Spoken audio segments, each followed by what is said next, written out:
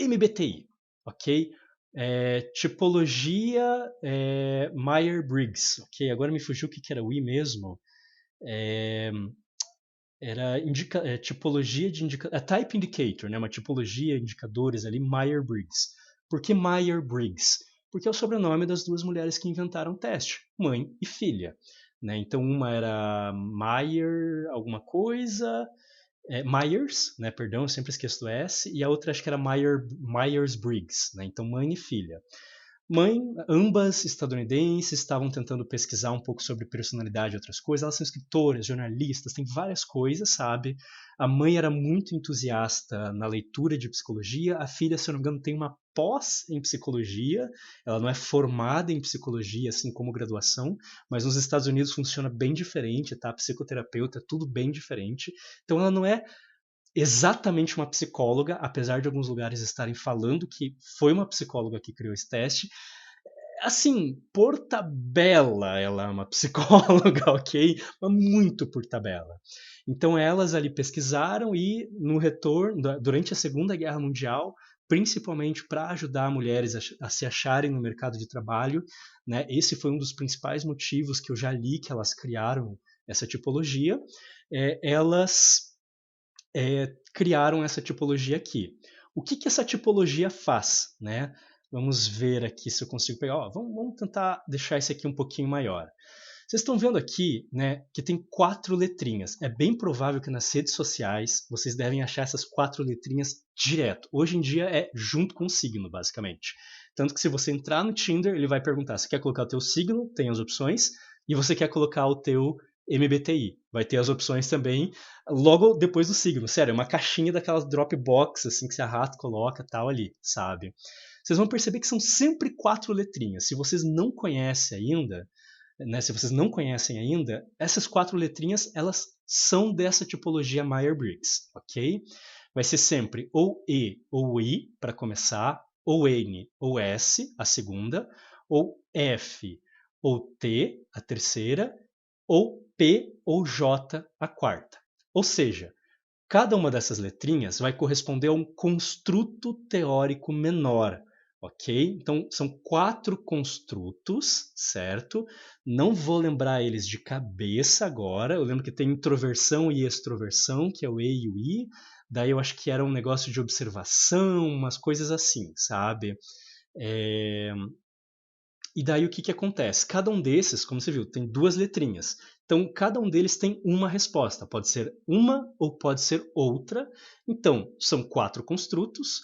Cada um vai ser mensurado em uma ou outra. E você mistura e dá 16 possíveis combinações. Que vão ser essas 16 combinações de letras aqui. Tá bom? Feeling e perceiving, né? FP, perfeito, perfeito. Daí eu acho que o J é judgmental, se eu não me engano, alguma coisa assim, sabe? INFP, olha só, o meu qual que era? ENFJ, o meu. INFP, qual que é o INFP? INFP, esse aqui. Cara, eu me diverti muito, eu já li todos aqui, né?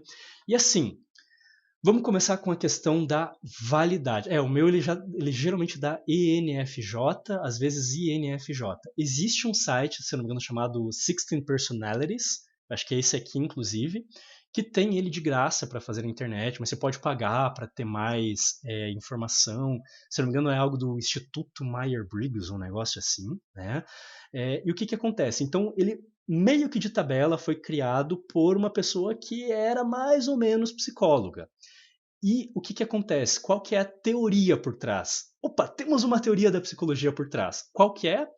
A teoria do nosso caro amigo, me fugiu o nome dele agora, é o Jung, né, que se escreve com J, se escreve Jung, para quem não sabe se fala Jung, né? O Jung, ele criou a terapia analítica, né, teoria analítica, que é uma subdivisão da psicanálise lá do Freud, né? Ele era um discípulo do Freud que quebrou com o Freud depois de um tempo. Freud sendo o primeiro psicólogo clínico realmente que existiu. Freud não foi o primeiro psicólogo. A psicologia começou dentro dos laboratórios, né? E depois o Freud foi quem digamos assim, o famosão que trouxe a psicologia para a clínica, né? Ele era um psiquiatra que acabou fazendo coisas ali mais com a psicoterapia e tudo mais. Então, ele foi criando vários discípulos, tem gente que chama isso de psicodinâmica, não é exatamente de psicoanálise, mas isso é um outro papo. E o Jung era um desses discípulos que quebrou com Freud, foi ele e o Lacan foi para o outro lado, a psicologia lacaniana, né? Mas o Jung, ele tem uma pira bem grande, assim, com o inconsciente coletivo, tem várias coisas, estudei, peguei uma optativa na faculdade sobre ele, é muito divertido. Para quem é escritor de ficção como eu, é maravilhoso, é muito divertido. Mas é uma teoria boa, né? A mãe e filha ali, elas se basearam nessa teoria aqui, ok? É boa a teoria, cientificamente falando, nem um pouco. Tanto a psicanálise quanto as outras psicodinâmicas são as mais antigas e mais defasadas cientificamente que a gente tem. Aqui no Brasil a gente ainda utiliza elas com validade, mas em boa parte do mundo já não se utiliza, já é estudado essas partes como história da psicologia. Aqui no Brasil, na Argentina, na França e alguns outros países ainda se utiliza isso, mas para a maior parte do mundo, cientificamente falando, está muito defasado. Então, sim, é uma teoria que é utilizada como base para gerar esses 4 construtos menorzinhos aqui, que é válida no Brasil no momento, mas, sendo completamente sincero, está muito defasada e de cientificidade ela é quase nula, ok? Então nós temos aqui já um primeiro problema, né? Porque a validade é baixa, né? É difícil realmente você medir se um construto está sendo bem avaliado se esse construto em si, a fundação dele está num lamaçal, porque ele vai se mover, ele vai ser bem difícil, sabe, de conseguir mensurar, vamos dizer assim. Carl Gustav Jung, né? É... Beleza. Essa ideia do inconsciente coletivo, como eu falei, como artista também eu amo a ideia do inconsciente coletivo, mas como cientista eu falo, cara, cientificidade zero, sabe? Mas enfim, né, eu não vou nem entrar no assunto hoje. Mas agora vamos falar da fidedignidade, que é aquela coisa, né, que nem eu falei, tem vários tipos de mensurar estatisticamente a fidedignidade. Um dos jeitos de mensurar uma fidedignidade é vendo se você fizer o teste depois de um tempo com a mesma pessoa, se o resultado vai ser o mesmo, considerando a margem de erro estatística do teste, ou pelo menos quase o mesmo. A gente vai querer um coeficiente de correlação perto de 1. Né? Estatisticamente aqui, então é isso que a gente está falando. Será que o MBTI tem uma fidedignidade alta? Não, é baixíssima, é muito baixa a fidedignidade. Quando você faz o teste do MBTI, mesmo no mesmo site, é o que o Bruno aqui está falando, é o que eu estou falando. Às vezes eu dou INFJ, às vezes INFJ, vamos ver aqui, Bruno, INFP ou INTP.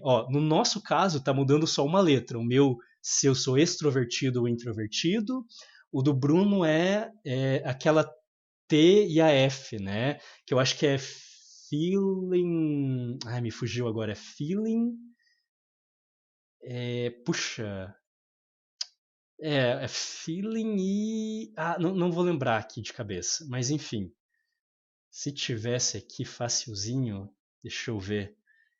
Ah, quero ver bem rapidão, mas não tô achando, infelizmente.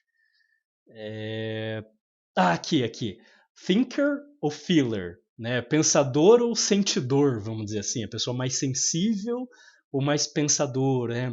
Enfim, esse seria o eixo aqui. Por que é tão fácil ficar mudando essas letras? Por que a fidedignidade do teste é tão baixa, estatisticamente falando? Vou explicar para vocês usando um básico de estatística que vocês vão aprender agora, tá? Eu gosto muito de pensar que um local que concentrou grande alegria ou grande tristeza teria ressonância no plano astral. Ok. Mas é tipo 50 de cada tipo. Exato! Bruno, você acertou na mosca. Por quê?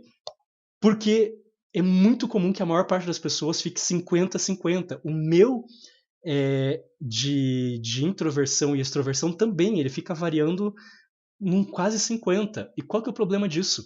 Curva gaussiana, gente. Olha o problema desse negócio aqui.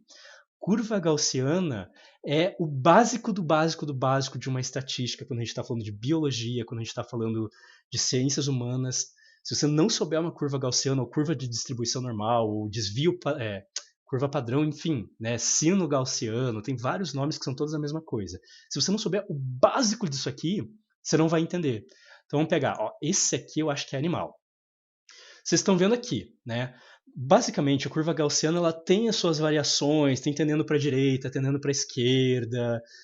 Eu tive muita prova disso aqui na faculdade. Ó, você tem várias questões diferentes. Ah, isso aqui é uma tendendo para a esquerda, por exemplo. Nossa, log normal. Putz, é uma desgraça você fazer prova disso aqui. É super divertido, mas é uma desgraça ao mesmo tempo, né? Então, assim, tem muito cálculo. Ó, esse aqui, os cálculos básicos, né, de uma distribuição normal. Então, assim, tive provas que você tinha 2, 3 páginas que você tinha que fazer de cálculos para conseguir fazer algumas coisas assim, tá? Isso, de novo, faculdade de psicologia, ok? Então, o que é o básico desse join aqui, tá? A gente tem uma curva que o eixo aqui, né, o fx, né, da função, o eixo, vamos dizer o eixo y, né, ele é o eixo de quantas pessoas estão naquela parte daquela característica. O eixo x é o quanto dentro de um determinado espectro. Opa, calma aí que meu Avast veio dizer aqui que está tudo em dia. Isso aqui quer dizer o quanto de uma determinada característica a pessoa tem, tá? E aqui é o quanto de gente da população geral tem aquele ponto daquela característica. Vou pegar 2 exemplos para vocês. Primeiro, QI. Ok? QI é exatamente assim a curva de distribuição numa população. Vocês estão vendo que tem um símbolozinho grego aqui, não é o símbolo do miTorrent, apesar de também ser o símbolo do miTorrent, porque é literalmente o mi, né? É o mi minúsculo, que é a letra grega. O que isso aqui quer dizer? A média, tá? A média das pessoas. A média das pessoas em uma distribuição normal de uma determinada característica é isso aqui. Quando a gente pega QI, por exemplo, que é o quociente intelectual, que é a média de uma determinada população, de uma determinada idade, de uma determinada região geográfica do mundo, de uma determinada escolaridade, de um determinado momento histórico, a média, o Mi aqui vai ser 100 pontos de QI, ok? E daí a gente vai ver que tem pessoas que têm mais de 100 pontos e pessoas que têm menos de 100 pontos. Então a média, o grosso da galera está aqui no meio. Por isso, média, né? Então a gente vai perceber que 68% das pessoas, mais ou menos, vai estar dentro desse pedaço aqui, ok? O que é esse pedaço aqui? É mais um sigma minúsculo para a direita ou menos um sigma minúsculo para a esquerda, né? O que é isso? Sigma aqui nesse caso é um desvio padrão. É uma figura ali bem importante, que eu não vou explicar agora, um cálculo é simples, mas é complexo para quem não está bem afiado na matemática, tá?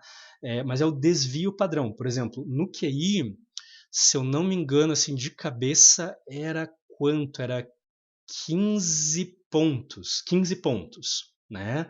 Então é 15 pontos para a direita, 15 pontos para a esquerda. Então 68% da população vai estar entre 85 de QI e 115 de QI, ok? Aqui é mais um desvio padrão para a direita, ou seja, se a gente somar esses 68% e esses dois aqui, então 95% das pessoas estão entre 70 pontos de QI e 130 pontos de QI, ok? Aqui já são basicamente os outliers, né? Você está vendo que não tem quase ninguém, então ele tem esse formato de sino, ok?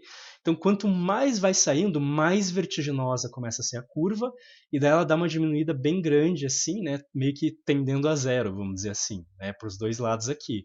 Então, uma pessoa de 150 de QI, cara, pouquíssima gente. Uma pessoa perto de zero, pô, menos ainda, né? É super difícil. Então, a maior parte das características psicológicas, quando a gente vai mensurar um construto, né, vai ter uma distribuição normal, uma distribuição gaussiana na população. Por exemplo, qual é a base do que a gente fala de superdotação, né, de altas habilidades de superdotação, a HSD? É um desvio padrão e meio, ou seja, você tem que estar na metade dessa partezinha. Opa, droga. Tá, não queria ter aberto isso aqui, mas tudo bem, volta. Você tem que estar daqui em diante, ou seja, 124,5 de QI ou mais, ok? É um dos pontos mais importantes para identificar QI para identificar outras habilidades, não é só isso, mas enfim, ok? Qual que é o problema do MBTI? Por que, que ele tem uma variação tão grande? Porque a maior parte das pessoas está aqui no meio, ok? Percebeu? 68% das pessoas está aqui no meio. Ou seja, quase 70% das pessoas, em média, vai estar aqui nesse meião. Vai estar variando muito próximo dos 50 pontos para um lado ou para o outro. Vamos pegar a extroversão. Vamos dizer que o lado esquerdo seja a extroversão e o lado direito seja a introversão. O MBTI corta isso aqui no meio e fala: todo mundo que está do lado esquerdo é extrovertido, todo mundo que está do lado direito é introvertido. E aí qual que é o problema? Se tem uma pessoa que está aqui, ou seja, é um pouco introvertida, e uma pessoa que está aqui, que é um pouco extrovertida, o teste do MBTI vai falar assim: essas pessoas que estão aqui são tão diferentes uma da outra quanto uma pessoa que é extremamente extrovertida e uma pessoa que é extremamente introvertida. Entendeu? Como ele não consegue ver a diferença entre esses dois pontos. E se a maior parte das pessoas está bem aqui na média, bem perto dos 50-50, naturalmente, e existe uma coisa chamada. Me fugiu o termo agora. Margem de erro, né? Pô, você vê uma pesquisa de intenção de voto, né, para, sei lá, presidente, 2 pontos de margem de erro para cima, 2 pontos para baixo. Se quase todo mundo está nos 50%, pelo menos boa parte das características, a margem de erro vai fazer com que ela fique pulando de um lado para outro. E o resultado dela do MBTI sempre vai ser diferente. Ela faz o MBTI daqui uma semana e o resultado vai ser diferente. Em mais do que 70% dos casos, segundo algumas pesquisas, ok? Ou seja, mais do que 70% dos casos, em determinadas análises de pessoas que fazem o MBTI, em 1 ou 2 semanas depois, o resultado delas muda. Por quê? Porque o MBTI ignora a estatística. O MBTI vai ao contrário da estatística.